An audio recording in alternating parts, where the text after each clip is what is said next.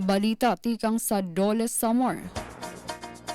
22 nga empleyado sa pribado nga eskwelahan sa Samar kumarawat matotal 145,000 pesos nga wage restitution.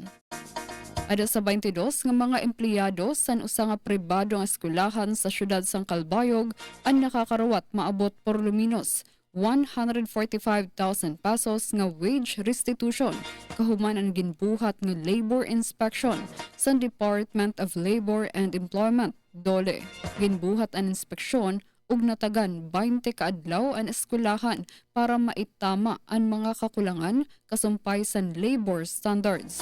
Dayon naman nga nagkamay-ada voluntary compliance ang institusyon rason nga ginhatag ang wage differentials sa mga apektado nga trabahante.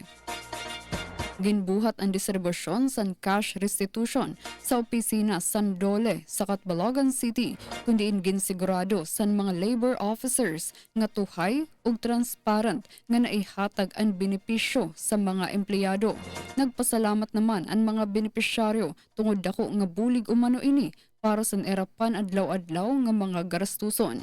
Padayon naman nga ginaaghat san Dole ang mga employer nga magsunod sa labor standards para maproteheran ang katungod ug kamutangan sa mga trabahante.